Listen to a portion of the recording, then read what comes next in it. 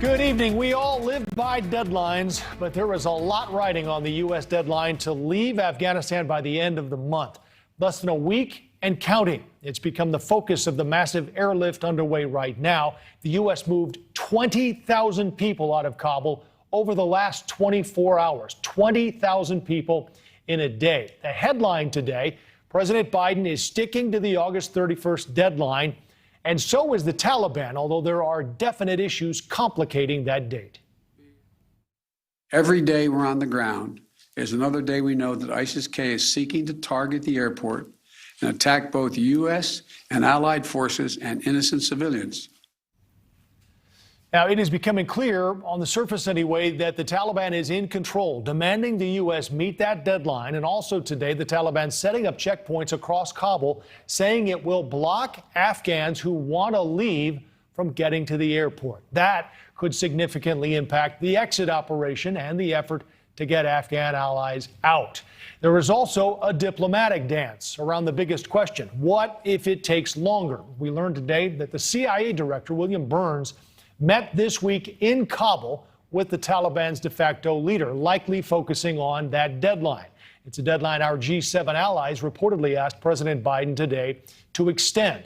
Now, keep in mind that deadline is a week from today, which means everyone, Americans, Afghan allies, even U.S. troops would have to be out in 7 days. The Pentagon said today moving out the military alone will take several days. Republicans in Congress saying this should have all of our attention right now. You need to ask the question, what the hell are you doing? Get our Americans home. Get every American to pressure the people in Washington, D.C. here to get every American and every person that helped Americans back here safe out of the hostage hands of the Taliban. Another question, is the deadline to leave midnight Kabul time on the 31st there or here? The administration couldn't answer that today, but either way, the clock is ticking. Back of the napkin math would tell you the operation to remove U.S. troops has to begin soon, and it reportedly has. Ready or not, it's almost wheels up for the U.S. in Afghanistan, and that's where we begin tonight with NewsNation's Washington Bureau Chief Mike McCara. Mike, we waited 4.5 hours for the president to address the situation in Afghanistan. Here's what he started with. I want to say a word about the progress we're making on the Build Back Better agenda here at home. A broad framework to make housing more affordable, make elder care more affordable, provide 2 years of free universal high-quality pre-K, and 2 years of free community college. So his domestic agenda, Mike, it went on from there. As you know, you've covered the Capitol a long, long time. I guess our question 4.5 hours after this was supposed to begin, we were all wondering what happened today?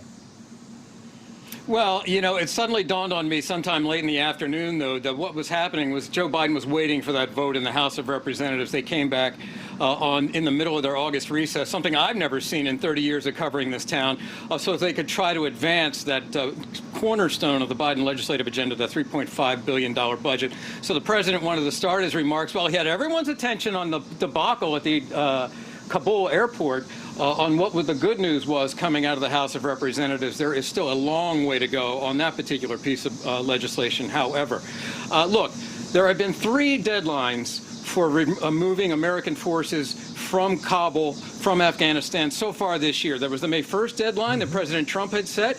President Biden changed that. He changed it to September 11th, symbolic because the United States had been in that country since after the September 11th, 2001, exactly 20 years ago, the attacks on the World Trade Center, the Pentagon, and in Shanksville, Pennsylvania. Then he changed it to August 31st. So where is a deadline, not a deadline? Here in Washington, very arbitrary. And what the White House and the president are essentially saying today, Joe, is that we are definitely going to be out in 1 week's time on August 31st, unless we're not. Look, the political and humanitarian reality here, Joe, is the American forces, the Allied forces are not going to be pulling out of that Kabul airport if there are still Americans in country. The Taliban knows that. The White House knows the Taliban knows that.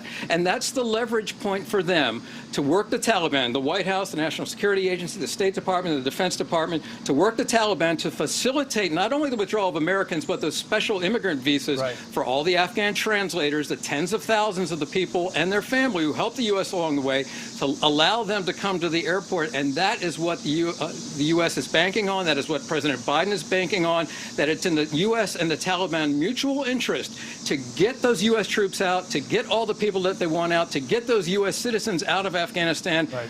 After that, the U.S. is going to wash its hands of the place. The Taliban is aware of that.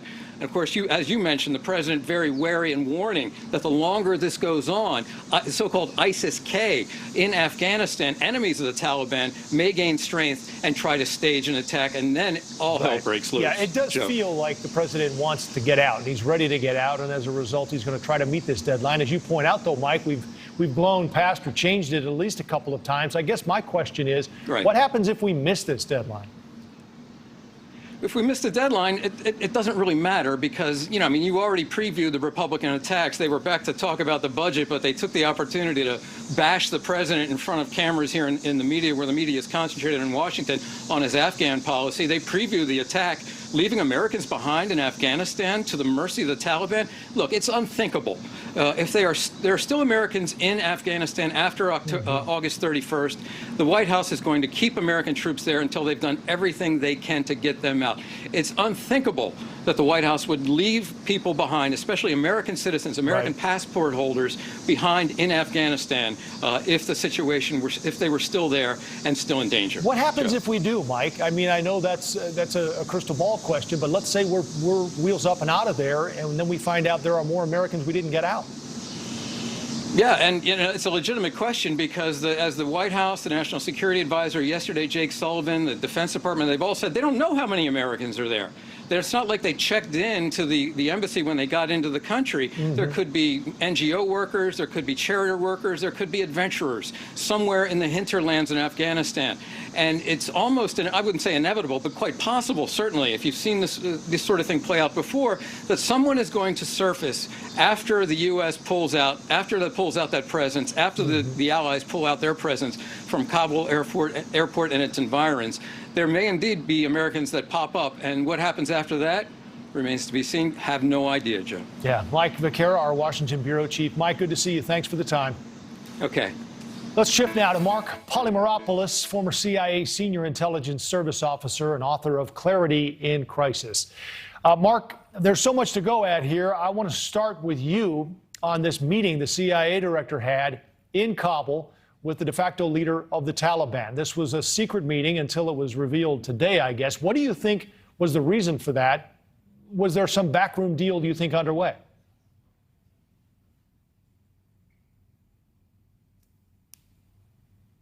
Oh, boy.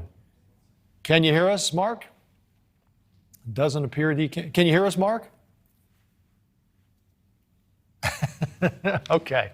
Well, we're going to check back in with Mark in just a minute once we get our connection dialed in. In the meantime, we're going to move on to our next block, and we'll get back to Mark. Chaos in Portland, putting police reform to the test. We're going to speak with the top cop at the Portland Police Union about the state of that city's police department. And after months of the vaccine being available, 51% of Americans are fully vaccinated. So at what point do we accept that some people may just never get the jab? And don't forget, you can follow us on social media at The Donlon Report on Twitter.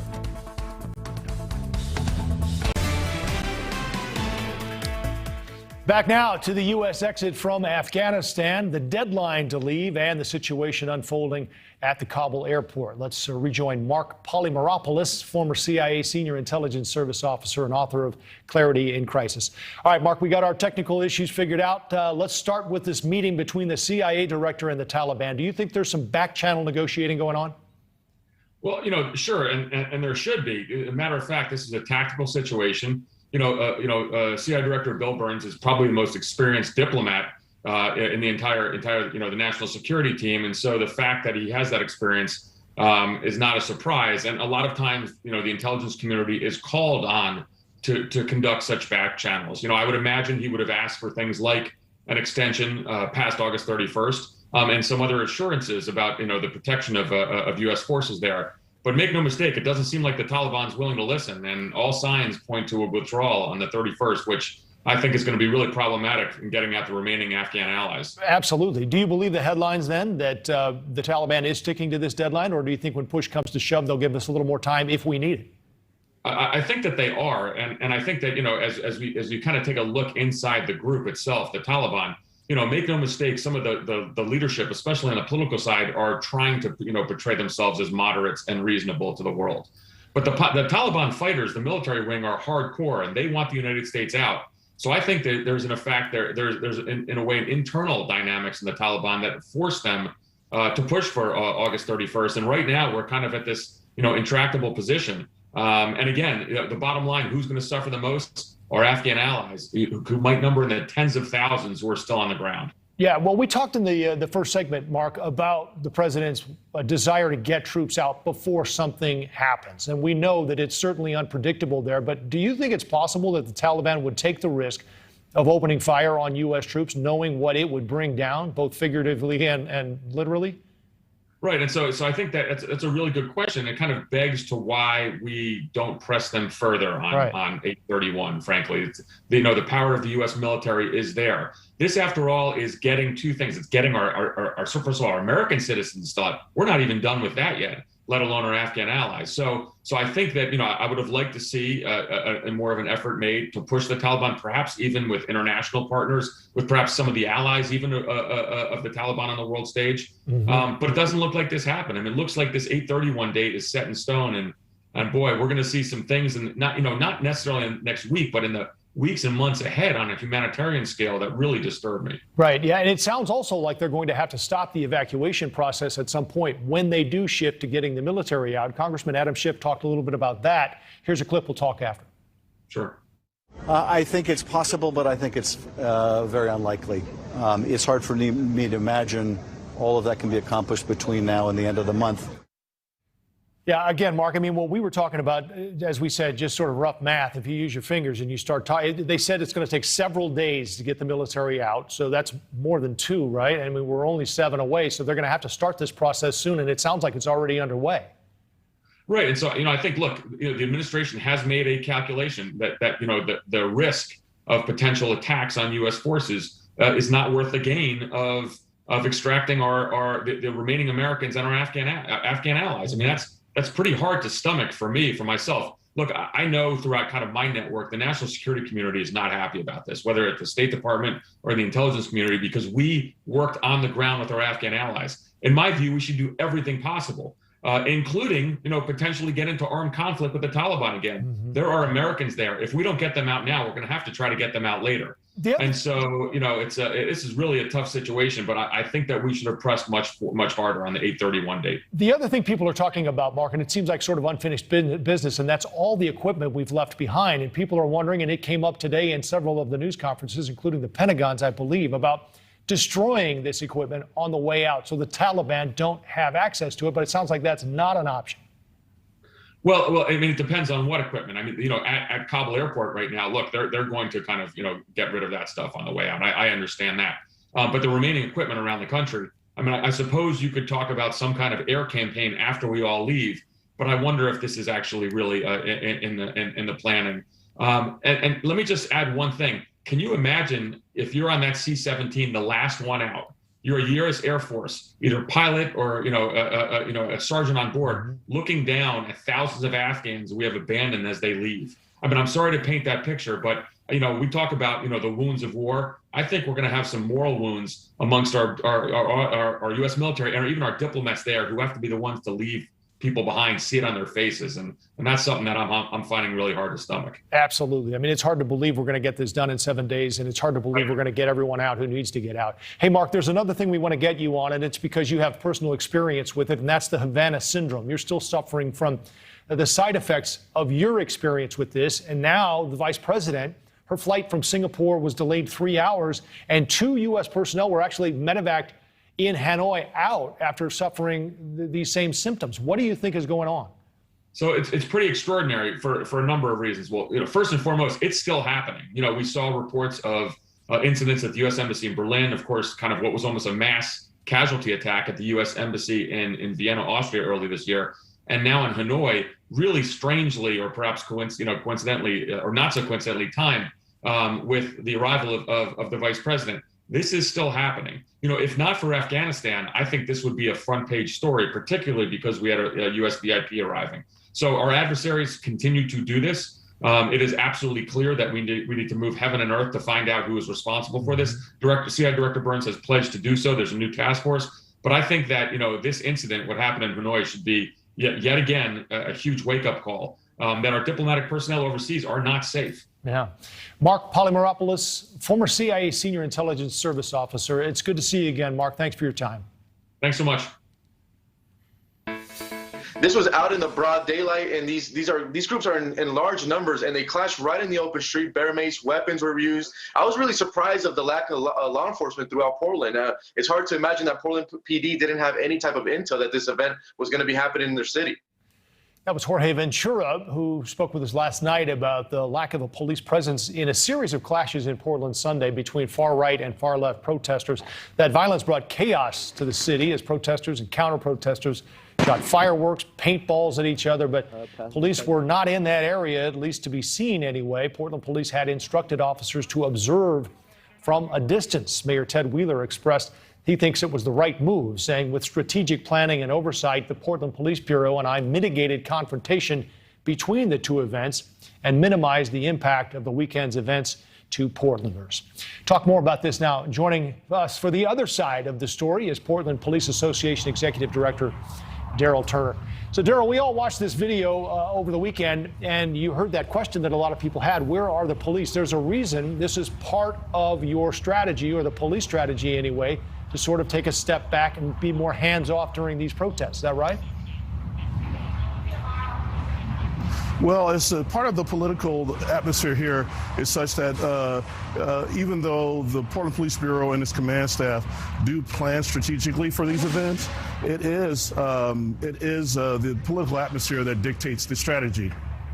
So by the political atmosphere, are you saying then that you were told to stand back? I mean, because we've seen these protests, as you know, Daryl, that it often gets ugly. But it seems like this new strategy is to let these things play out and see what happens. Are you okay with that?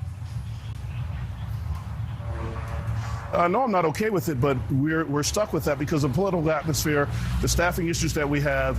We're going through catastrophic staffing issues along with that political atmosphere, and it makes it hard for our officers. It makes it hard for our command staff to plan plan for these things strategically without bumping up against the political atmosphere. Yeah, well, without police at these events, some would argue that it encourages lawlessness because no one's there to stop it. But with police, the officers become the targets. I mean, it's a tough spot for you to be in, Daryl. What are you supposed to do? Well, I agree that we need to be involved in these. We need to be able to be the buffer between the people who want to peacefully protest and exercise their First Amendment rights and those who want to cause trouble, who want to cause violence, who want to cause a destruction of property. We need to be there. However, like I said, we don't have the staffing to do that, nor do we have the support from some of our elected officials to do that. And thus, we're stuck with this kind of rock and hard place situation that we've been in. And we were in last year, last summer, during all those times that we had, 150 days of unsustained violence after peaceful protesting. How has that impacted the Bureau, Daryl? Everything from trying to recruit officers to, I guess, having 50 members of the rapid response team step aside from that team. I mean, the impacts have been real there for you. Well, the impact is catastrophic, obviously, on the mental health of the organization, where officers are frustrated. They can't go out and do the job they want to do. The investigators can't do the job they want to do because of the staffing issues, because of the political atmosphere. It hinders us to be able to do our jobs. And it's frustrating for the officers, as it is frustrating for the residents and business owners of the city of Portland. So, Daryl, the city shifted, as I understand, at least $15 million away from the Bureau. How is that impacting what your officers are able to do and not do on the street? Well, it's taken away resources, it's taken away bodies, it's taken away staffing. It's not just $15 million. Another $6 million came out of this year's budget. And my question is, where did that money go to? Where did that money disappear to? Did it disappear to other resources? Because I don't think it has. And it's hurt us and it's hurt the whole city. Right now, we have a billboard campaign and a petition campaign going on to try to get Portlanders aware of the fact that we need more officers, so that in the next budgetary bump that we have in October, we're hoping that City Council will see that we need more officers. We need to be able to retain, and we need to be able to recruit more officers and be able to bring Portland up to the status where we need to be, because right now we cannot do that. And that was evident during the event on Sunday. Well, there's no question about that. We all saw it. Darryl Turner, the Portland Police Association Executive Director. Darryl, thank you for your time. Thank you very much. President Biden delayed his remarks on Afghanistan today by several hours. Was it a strategic move as the clock ticks down on getting Americans out of Afghanistan? Plus, a Texas town now closed down due to a major spike in COVID cases. Is this surge enough to convince people to get the vaccine?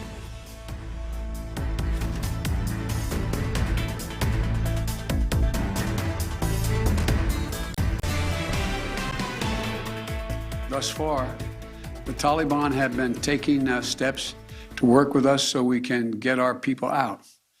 But it's a tenuous situation. We're already had some gunfighting break out. We run a serious risk of it breaking down as time goes on.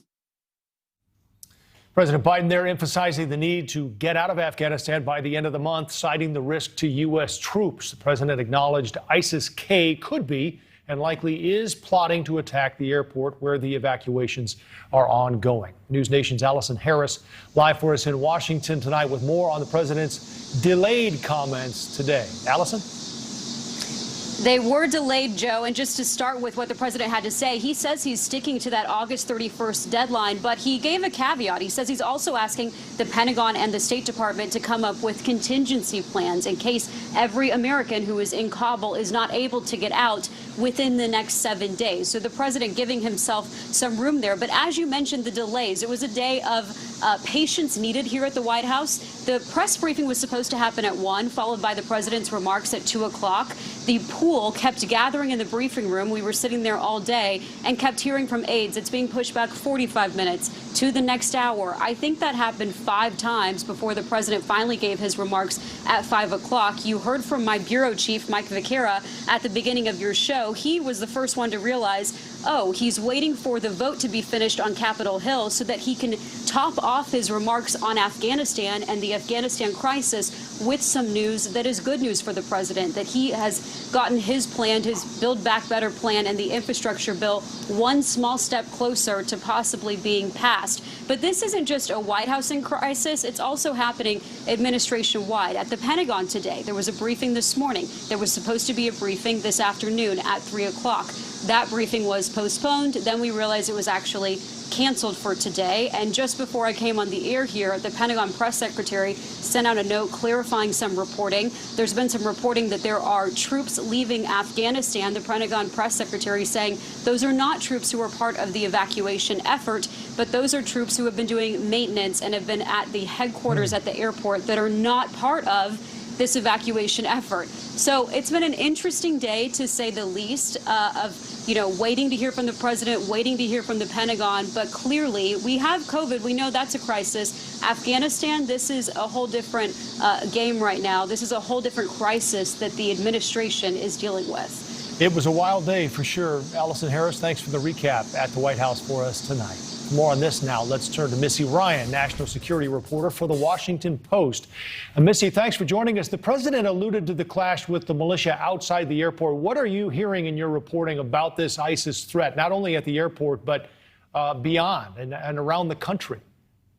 Yeah, well, obviously, from the beginning, one of the things that the United States knew sending these troops back into Afghanistan once the Taliban took over was that the Taliban was not the only militant group that the U.S. military needed to worry about, or that, Western governments and Western personnel needed to worry about. There's also the Islamic State, which has specifically targeted Westerners, government officials in the last year.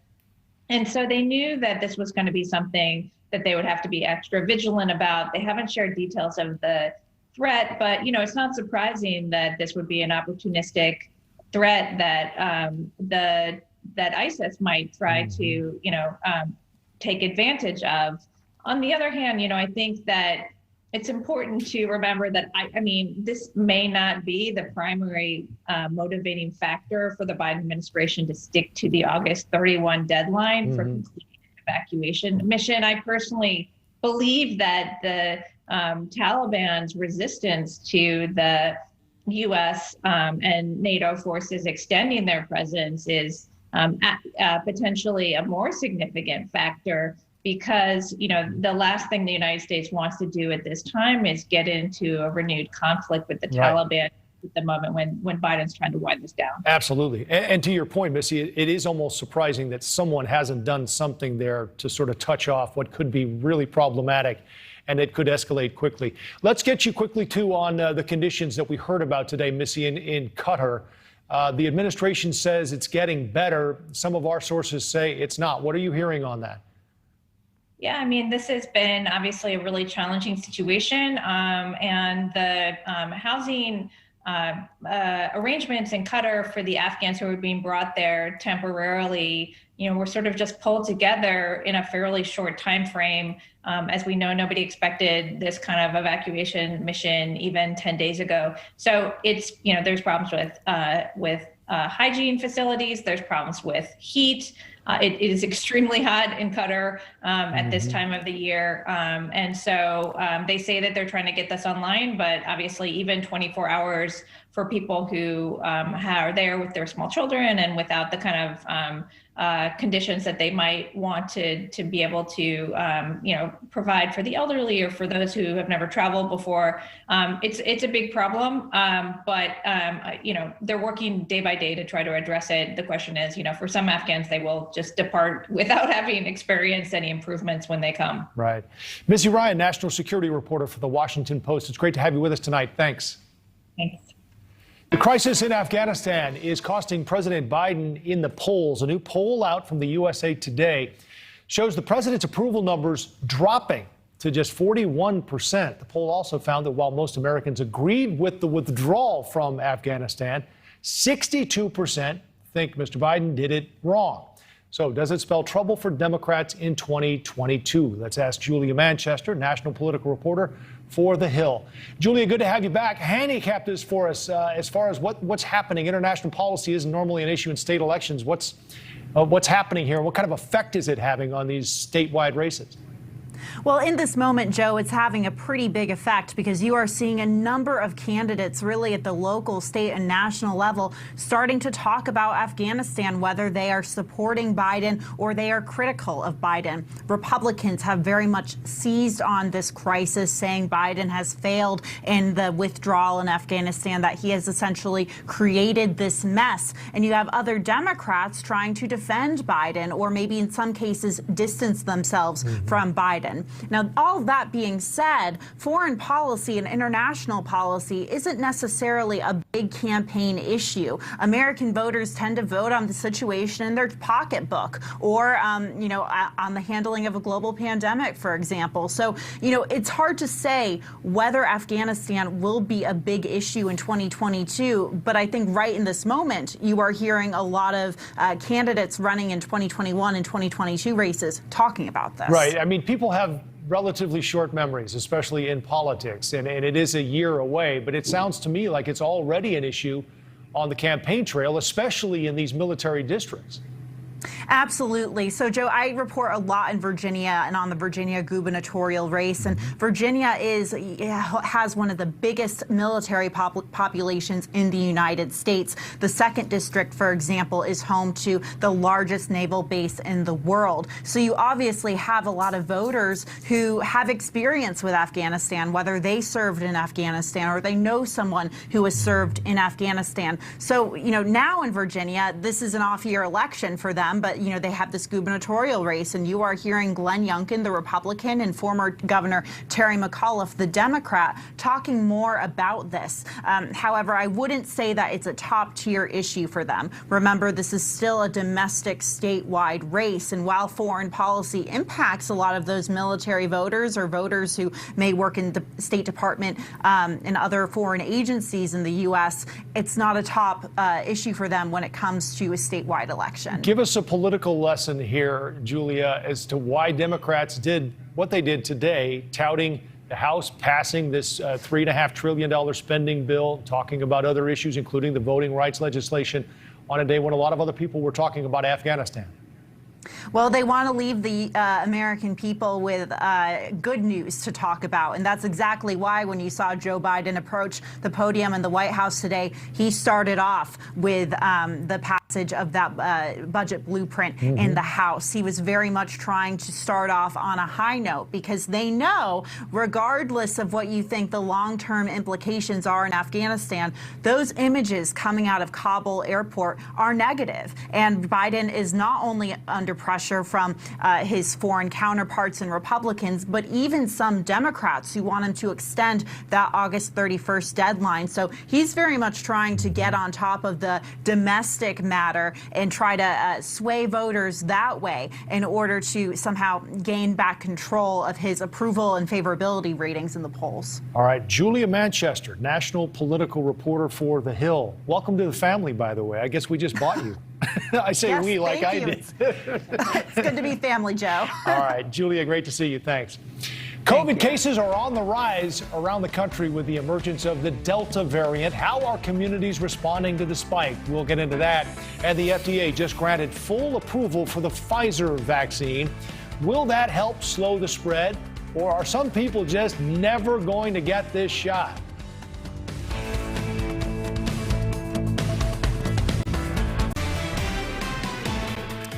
United States seeing a major spike in new COVID cases in the past 24 hours alone. There have been more than 230,000 reported cases and more than 900 deaths, pushing hospitals to the brink in some areas. Joining me now for more on this, NewsNation's Marky Martin. So, Marky, cases are starting to spread here. It's now devastating one West Texas town. What's happening? I hear they're shut down. Yeah, you're exactly right, Joe. Let's go to West Texas. This is a small oil field town called Ira Ann. It's about an hour, 15 minutes south of Midland, Odessa, for those who are familiar with that part of the state. But COVID has just essentially shut this place down. Get this, the population there is 1,200. There is now a 42% positivity rate there. It's shut down the local school. It's shut down businesses. Those kids went to school for 5 days before a quarter of the staff and 16% of the students were either infected or exposed. And they're going to quarantine for 2 weeks, maybe go back on August 30th if all the numbers check out.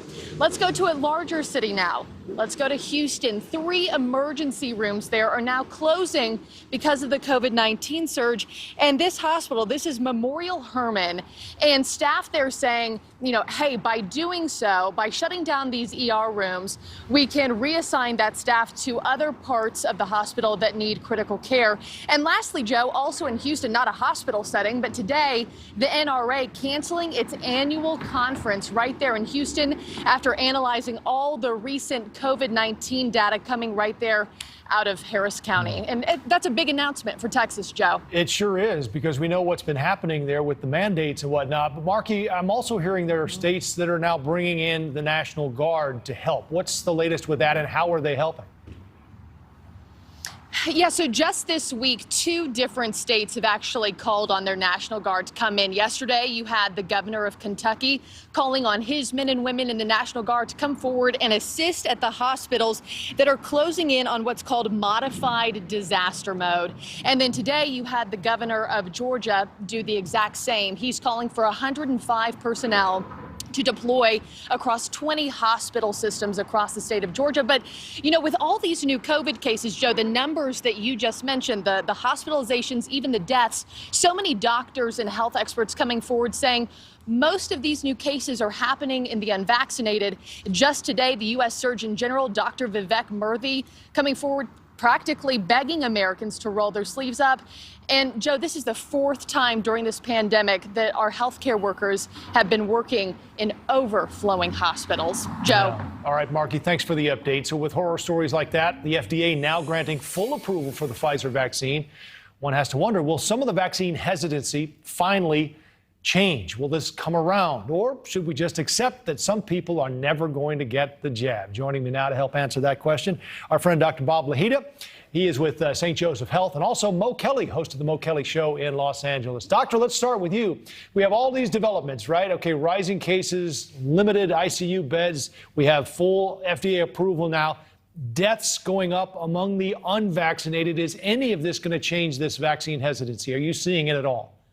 Yes, of course. I've had a lot of my patients say, listen, I'm not an experimental animal, and I do want to get the vaccine if it's approved by the FDA. Now, I don't know if that's going to happen. I don't know if they're really just telling me that to make me feel happy, but I am sure that there are a few million people who, because of the FDA approval, will get the vaccine. It's no experimental agent. It's not an experimental drug. It never has been, actually. When it achieved emergency use authorization, it was suitable for everybody up over the age, of course, of 18. And now 16. Right. So, Mo, I see on Twitter that you've been arguing with people about getting the vaccine. How's that going for you?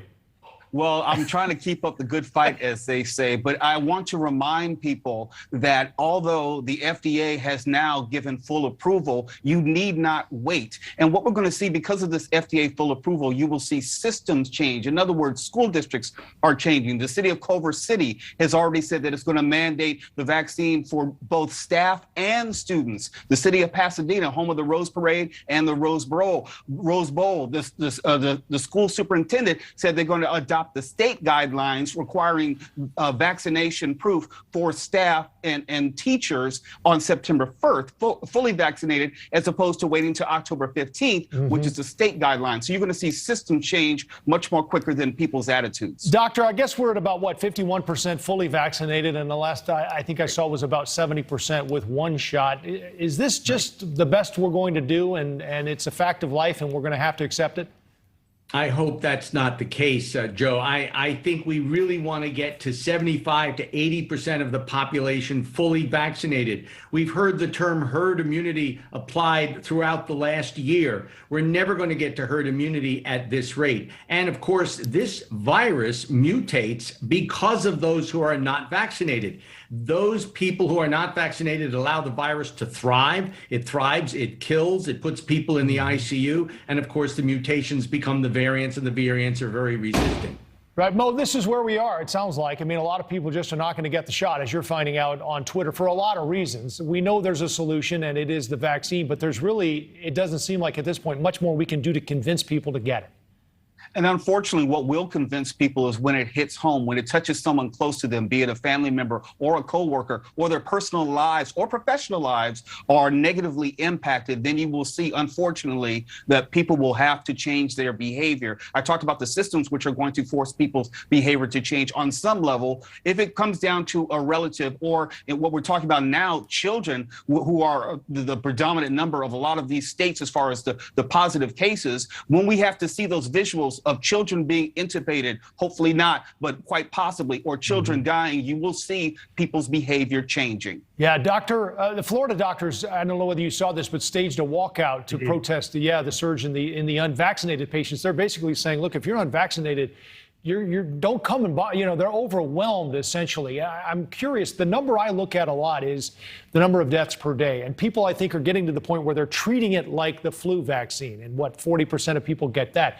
But in these death counts, I think 36,000 people on average die from the flu every year. If we're at 1,000 a day dying from COVID as we are now, obviously that's 360,000 people a year. So, doctor, what do you say to folks who say this is just something we're going to have to deal with and live with or die with? No, that's not the case, Joe. This is a deadly virus. It is not influenza. Influenza, we can control to a major degree. This kills people. The reason the doctors went out to make a statement was because we're totally exhausted. If you're working 12, 14, sometimes 16 hours round the clock, and you're pronouncing 20 people dead on your shift, It's not a good thing. We're running out of personal protective equipment. We're running out of drugs. We're running out of ventilators again, believe it or not. So this is not a joke. It's not influenza. It is a very serious thing, and people better wake up to it right now, because it's only going to get worse over the winter.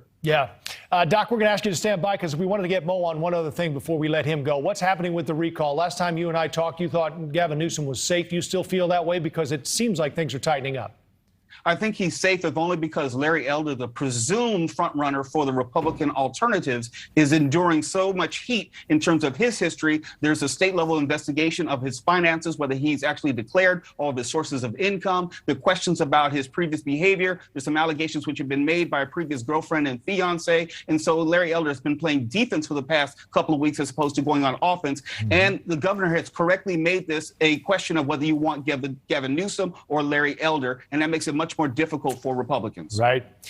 Well, the knives are out. September 14th is the election. Mo Kelly, thank you for the info out there in L.A. It's always good to see you. And Dr. Bob, it's always great to have you as well. Take care. Thanks, Joe. Thank you, Joe. Now that the U.S. is flying tens of thousands of refugees out of Afghanistan, where are they all going? One American CEO is stepping up. Next, Airbnb's pledge to refugees.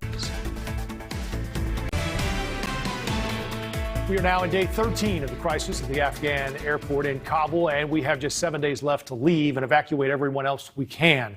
It's been chaotic, it's been dangerous, and as much as we've debated the plan and the fallout, there is a positive people are pointing to. No Americans have died during this operation. Certainly a tribute to the brave U.S. troops who are on duty in the middle of a mass of humanity fighting for a freedom ticket out of the country.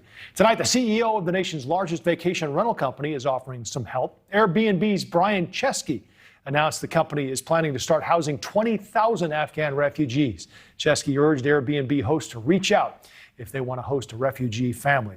We have another story of an Afghan man who says he will stand up to the Taliban and not surrender. Ahmad Massoud, the son of a resistance leader who was assassinated 2 days before the September 11th attacks. As Kabul fell to the Taliban once again, Massoud issued a call for a resistance, according to the Wall Street Journal, saying, "The debacle is near total. The spirit of collaboration within the Taliban is spreading among the vanquished. We will never yield." That's our time for now. Leland's next with On Balance.